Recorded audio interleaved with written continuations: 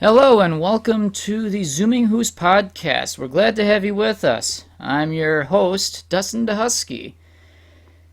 And if you survived the first Proto-Cast, why? But anyway, here is another prototype episode just to kind of play around with settings, way how I record things, and just see what I can pretty much figure out a better way to make a better finished product. And I think I've been honing it down a bit, and this is a new way of recording.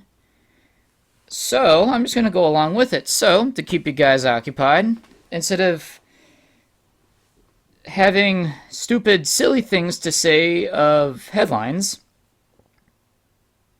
who am I kidding? I got more silly shit for you today. So, here is a small list of things you can't do in the U.S. Army because Specialist Schwartz has already done it. So, if you know anyone in the military or have been in the military, if you've seen some really or heard some really stupid stuff from your time in the service, fellow soldiers, or just you knew someone who was in the service, and you heard some really weird, strange stuff going on, well, you wouldn't be surprised of the list that I'm about to share with you today. So here we go. Number 1. You're not allowed to watch South Park when I'm supposed to be working. Number 2. My proper military title is Specialist Schwartz, not Princess Anastasia. 3.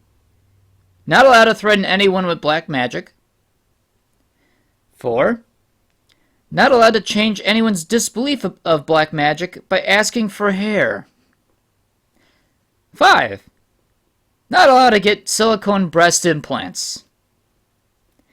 6.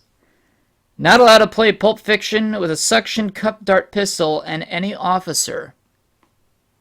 7. Not allowed to add, in accordance to the prophecy, to the end of answers I give to a question an officer asks me. 8. Not allowed to add pictures of officers I don't like to war criminal posters. Yeah, you get in trouble for that. 9. Not allowed to title any product, get over it. 10. Not allowed to purchase anyone's soul on government time. 11. Not allowed to join the Communist Party. 12. Not allowed to join any militia. 13. Not allowed to form any militia. 14. Not allowed out of my office when the president visited Sarajevo. 15. Not allowed to train adopted stray dogs to sick brass. 16. Must get a haircut even if it tampers with my Samson-like powers. 17. God may not contradict any of my orders. 18. May no longer perform my now infamous Barbie girl dance while on duty. 19. May not call any officers immoral, untrustworthy, lying slime, even if I'm right. 20. Must not taunt the French anymore. 21. Must attempt to not antagonize the SAS, which is, I believe, British equivalent to Special Operation Forces, something to that degree. 22. Must never call an SAS a wanker, because they're British. That'd piss them off. 23. Must never ask anyone who outranks me if they've been smoking crack. 24. Must not tell any officer that I'm smarter than they are, especially if it's true. And number 25. Never confuse a Dutch soldier for a French one. Oh, the French. Alright, well, I absolutely enjoy history. I'm a history buff, history nerd. I don't care what you call me. I just like history. Could have gone into teaching, but powers that be and the times didn't really coincide with going for a teaching degree. That can be explained for another episode. I did teach slightly at UWM, but only as a assistant to the teacher's assistant, so it's more like the assistant to the regional manager. Wait, how did that go from The Office? I forget. Pretty much, there's a no title. All it really gave me was a chance to really be a professor for the one and only time for a semester, and it felt great. So in this day in history, on July 25th is apparently the feast day of St. James the Great in Western Christianity.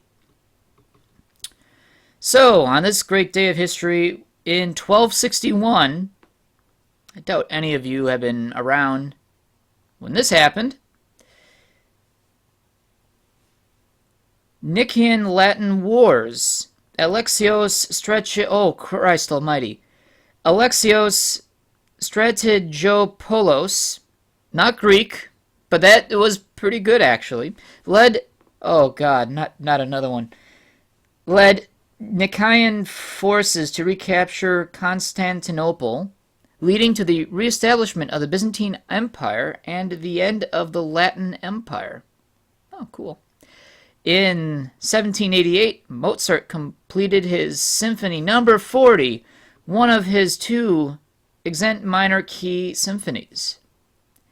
In 1893, the Corinth Canal, which bisects Greece's narrow Isthmus of Corinth, was formally opened, connecting the Ionian Sea's Gulf of Corinth with the Aegean Sea's Saronic Gulf. This one I actually do remember, was not in Europe at this time. Or was I? I actually can't remember. So, in 2000, Air France flight 4590, a Concorde en route from Paris to New York, crashed in Gonesse, France, killing all 109 passengers on board and 4 people on the ground. This was a big, dark, gloomy day for French aviation industry, operations, and engineering, because Concorde was a joint venture between both British Airways and Air France. They had developed the aircraft together. I don't know much about aircraft, but if you're French, you certainly know what a Concorde is. And it was a proud piece of technology that really, there was the Concordski from the Soviets that didn't really do much. United States was planning on a subsonic jetliner, that'd be a hyperjetliner. Never really went anywhere. I think it was only a drawing. Didn't get off the drawing board and was deemed too expensive. Probably didn't matter much anyway. But what had happened was a continental flight before the flight 4590 took off on that same runway. A piece of landing gear, part of the landing gear assembly of forget if it was a Boeing or an Airbus from a Continental airline passenger jet or jetliner, was in disrepair, as was a lot of this company's airframes. They weren't really airworthy much at all. Surprisingly, this plane took off without a problem and apparently landed without a problem. But a bit of the landing gear assembly had broken off during takeoff, and it was in the runway of the eventual path of Flight 4590. What happened was the high-pressure tires off a Concorde, which are freaking huge. Like, any jetliner tire for landing gear is huge, but Concorde, that's a lot of friction, creating a lot of heat for a plane going so fast when landing. So you do need special tires, which I'm sure have a lot of pressure to them. Anyway, as the Concorde was taking off at Now, I'm not a pilot by any degree, but I'm assuming when they were going for full takeoff speed, they probably had to go a little bit faster, as usual, to gain enough thrust into the air because of aerodynamics. And the I think it was the left side running gear of the Concorde had made contact with this piece of metal from this landing gear, what looked like a linkage, punctured a tire, one of the first tires in this landing gear assembly, and part of the tire itself actually jettisoned itself off the rim into a fuel tank right above it. Thus, that's kind of what caused the fire in the first place when it was up in the air. Lost control. I wouldn't be surprised if some wing controls by hydraulic control from this impact of the tire with the wing, I wouldn't be surprised if that damaged it. I'm sure there's an entire investigation documentary about it, but and unfortunately this plane crashed. That was a very sad day for really anyone. It was a big tragedy. Continental went out of business because they realized a lot of their airframes for passenger flight was almost laughable. They should not have been flying at all. And the company eventually went out of business because, well, they messed up bad. And the Concorde, I think, would fly for another few years until they were deemed their airframes were deemed too old to fly, although some planes could fly 20, 25 years without a problem, maybe 30. If you maintain a plane long enough, you can, but that's still pushing it for an airframe.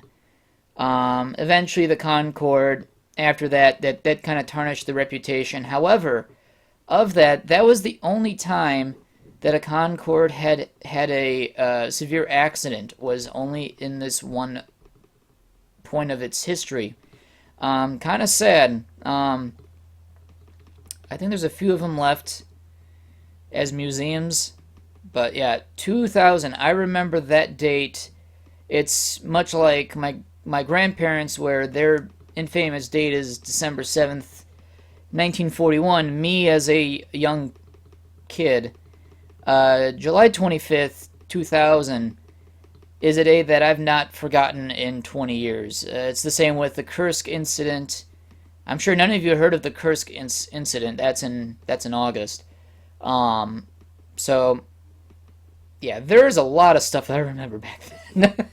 Okay, and then finally, the last day in history today, that happened today, was now 10 years ago. WikiLeaks published 75,000 classified documents about the war in Afghanistan in one of the largest leaks in U.S. military history. Oh, damn. Nuts. Yeah, you can tell I'm a bit passionate about history. Again, I've always wanted to be a history professor or teacher. In a high school setting or in a college setting, didn't matter. I just want to teach.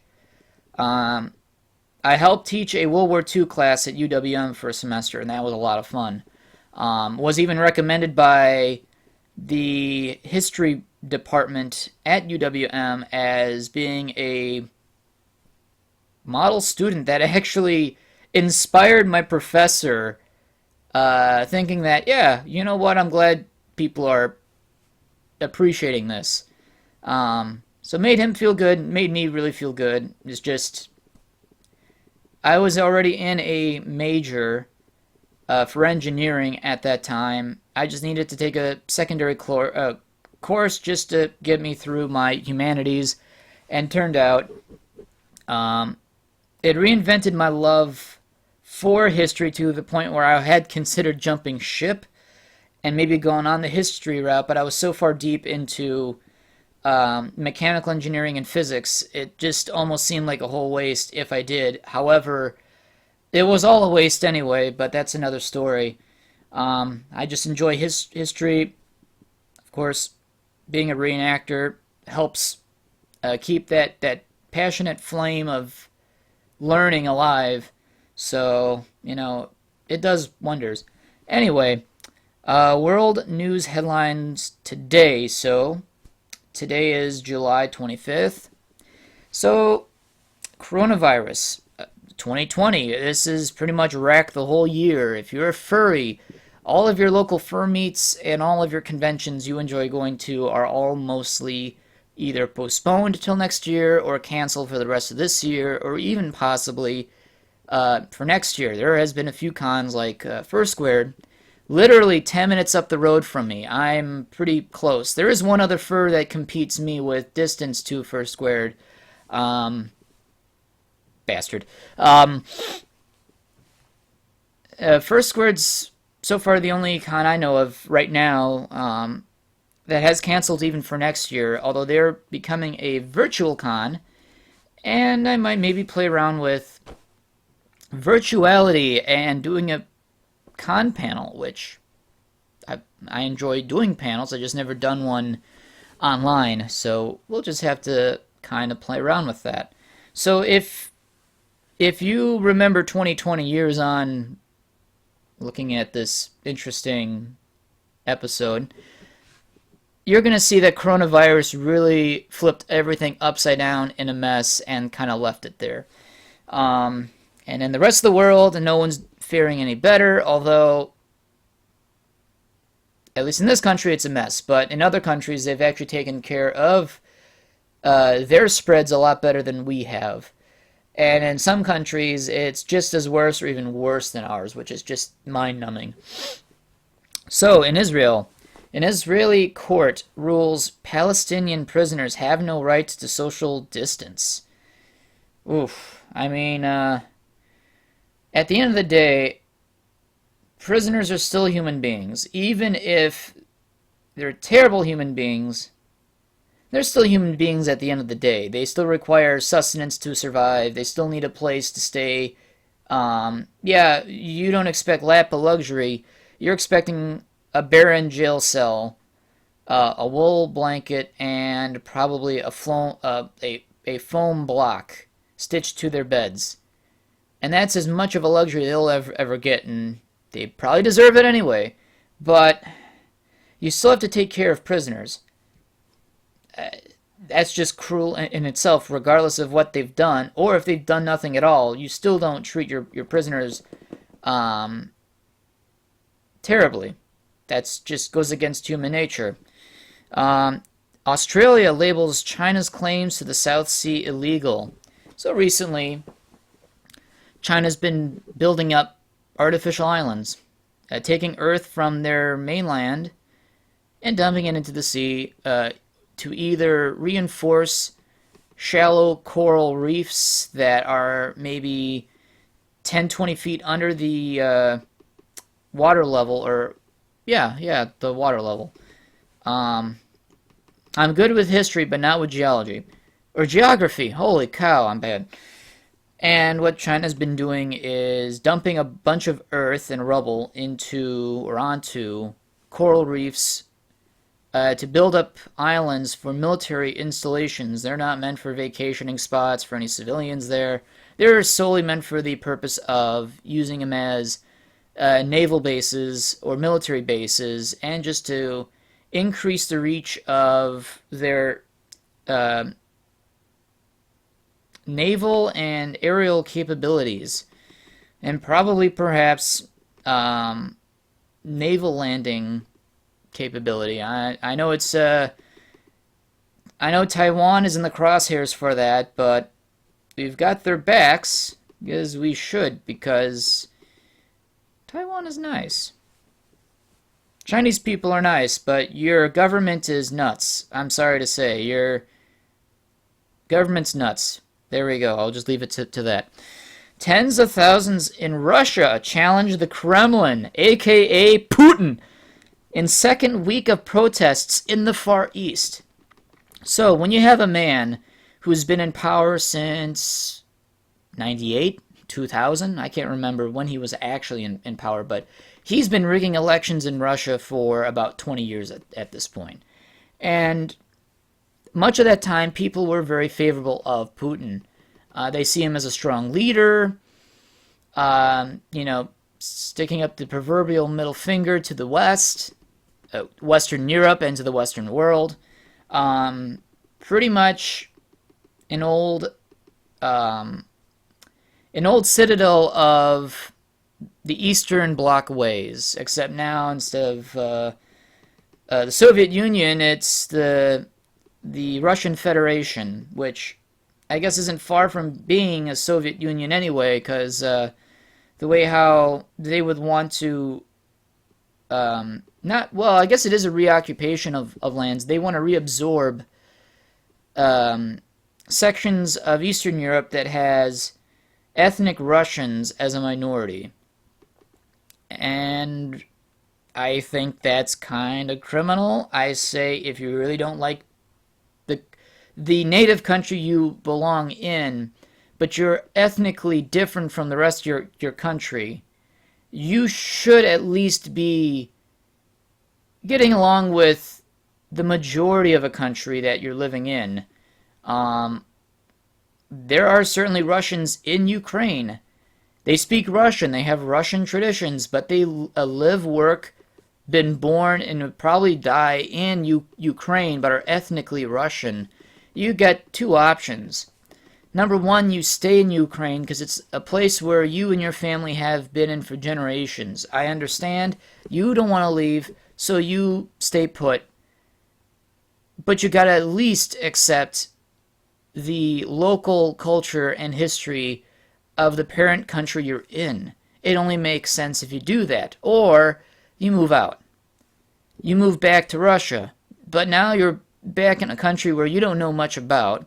You know the language, you know the culture, you know the history. However, you don't know anything about living in Russia if you've only lived in Ukraine, because Ukraine and Russia are two different animals. Never tell a Ukrainian they sound like Russian, because they will paddle your ass with a wooden spoon. You tell that to a Polish person, and says, well, what's difference between Russian and Polish? Oh, that's 3 wooden spoons, and maybe a metal bowl. I don't know. They all don't like each other. But Russians are starting to become a bit more peeved of the stagnation, which resembles that of Brezhnev from 64 to 83. In the Soviet Union, a lot of social, not social benefits, but more likely social cues in people's lives, whether small or big, inflation, cost of appliances, cost of vehicles, cost of living, the degradation of just civilian society in general is becoming remarkably similar to Brezhnev's power during those years. And with Putin, it's becoming a it's becoming a replica to Brezhnev, but he wants to so much surpass Stalin as the longest ruler in modern Russia. The Tsars being old Russia, the Romanov dynasty is never coming back, despite there are family survivors from the Russian Civil War, and they still exist today in their descendants, but they have no interest of ever wanting to become the new Tsar of Russia, and the Russian Constitution will not allow it either. It's the same as the Romanian Constitution. King Michael was the last monarch in Romania until 1948, until he was ousted out. Even after the fall of communism in Romania, the people wouldn't mind having him back as a regent, but Romanian Constitution said, you know what, nah, we are already a republic, we are already a representative democracy at this point, we really don't need to bring back a monarchy. But he was still recognized as Romania's last royal. Putin wants power. Putin wants to stay in power. He wants to control his country, like any other president, dictator, prime minister. They're all going to rule differently, whether it's going to be ruled justly or it's going to be ruled criminally. Putin likes his iron fist. He was a former KGB officer, and he knows exactly well what he's doing. And people are starting to really see cracks in his facade of him being a great leader, and really he's just kind of delaying the inevitable. That people want change, not radical change, but they want better societal change in terms of employment, benefits, especially tackling inflation in Russia, which I haven't checked in years, but last time I checked, the Russian ruble, their inflation is out of check and out of whack. A Lada is a cheap car in Russia, yet still a lot of people can't really afford them right off the bat without going to a bank to get out a loan like we do in this country.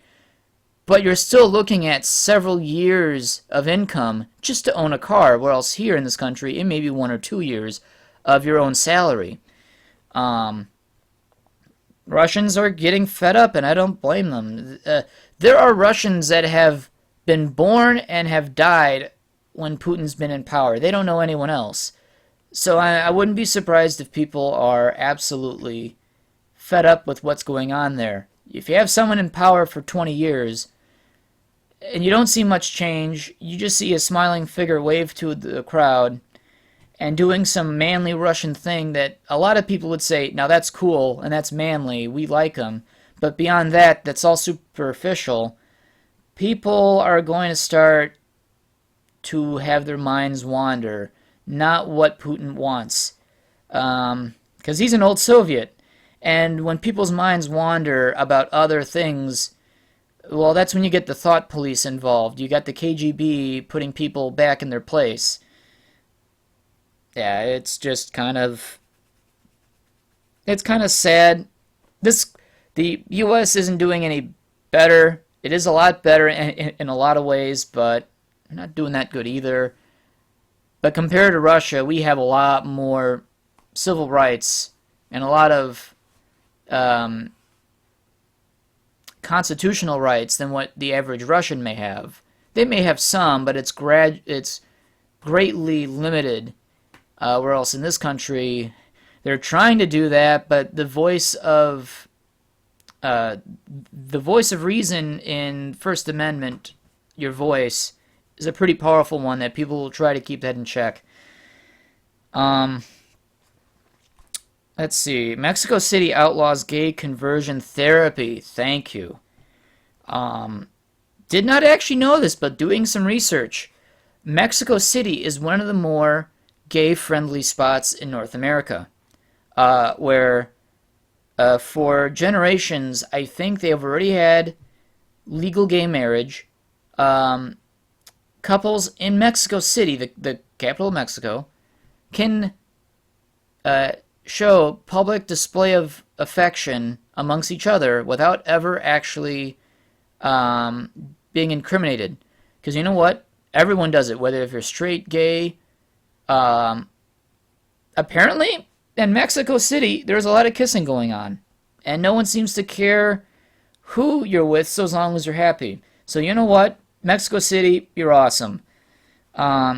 Only wish that in this country that we could outlaw gay conversion therapy. Because you know what? People are who they are. They know who they are. You can't change that. And if you're going to tell them otherwise, you're just a doo-doo head. There we go. I said it. A big old doo-doo head. Canada's top doctor warns people not to give in to coronavirus fatigue, meaning you're cooped up in your home for 3-4 months. You're doing exactly what the recommendations of each respective countries are doing. In this case, Canada.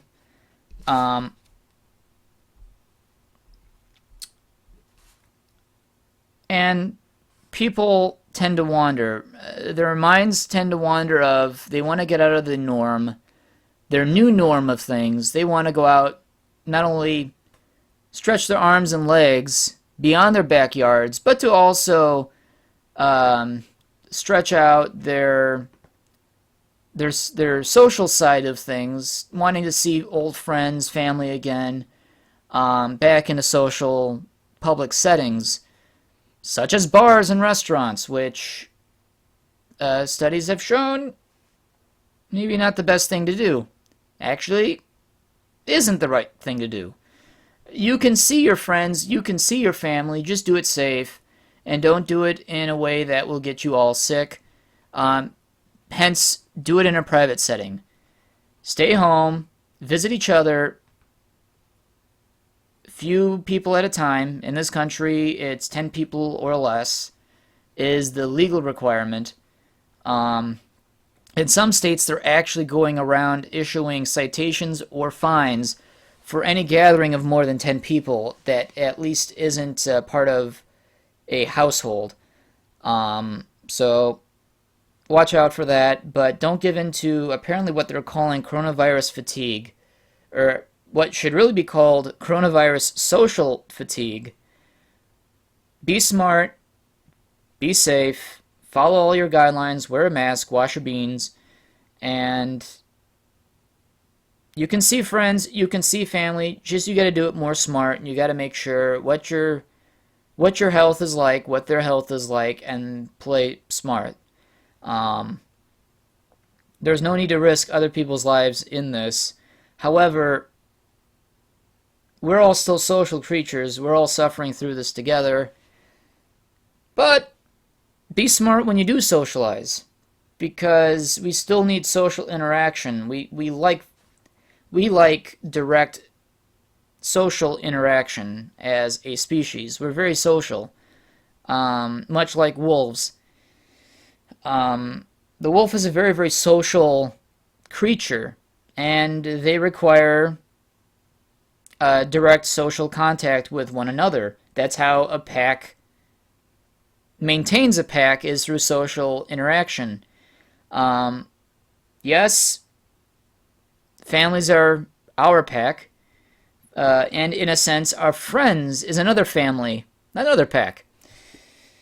But you got to be safe during this. You got to make sure what you're doing won't hurt others in your way, because you don't want to feel responsible of potentially getting someone sick or yourself. So be safe out there. In other news, something from The Onion. And I wanted to find something that was going to give me a chuckle, and then the more I read this article, is like, oh, this is so real. But it's funny, but it's also so real. Why did I choose it? So, in some cases, you do need a bit of both. Some seriousness and some hilarity. So here we go. Encouraging report finds polar bears evolving aerospace engineering skills necessary to escape overheating planet. And I don't blame them. In Anchorage, Alaska, calling it a scientific miracle that could keep the species alive for generations to come. An encouraging report from the USGS Alaska Science Center found Wednesday that polar bears are evolving aerospace engineering skills necessary to escape an overheating planet. According to our research, these polar bears, or Ursus maritimus, I hope I pronounced that right, have not just developed a desire to flee Earth's orbit, but to also rudimentary understanding of jet propulsion, said lead researcher on the study, Adam Yelnick. Oh, all these names. Adding that he and his team had discovered various blueprints and makeshift spaceships constructed out of fish, driftwood, and ice scattered along the Arctic coastal tundra. While this is still a relatively new evolutionary development, older polar bears have routinely been spotting with their cubs, teaching them engineering and physics at an undergraduate level. Sadly, however, all their test rockets have immediately exploded upon exiting the atmosphere, leaving the polar bears both stunned and confused. At press time, Yelnick confirmed that polar bears had begun working around the clock on space travel after Russian snow leopards successfully launched a rocket into orbit. I just can't help but think of Sputnik in 1957, like, oh crap, the Soviets got something in space. It's beeping all the time and we can see it. We got to get on the ball now. I just can't help but think of that, but you know what? In these tough times, you kind of have to find fun in your own way. I think a podcast would be fun to get your mind off things, talk about anything really. If you have successfully listened to all 36, or maybe more than 36 minutes at this point, of this Proto-Cast episode, and you enjoy me rambling on my own about stuff, and you are entertained, I have succeeded, and I'm surprised you've lasted this long. Normally I will have a co-host to make things a bit more interesting, so it's not just myself. I think it'd be better off with a co-host, but there may be instances where I may be on my own, but that should be very, very infrequent and incredibly rare, because you know what? Editing this and listening to 36, 37 minutes of me does get annoying. So, yeah, there we go. So, enjoy my Proto-Cast. Hope you've been entertained. And remember, I used to be flexible until the accident.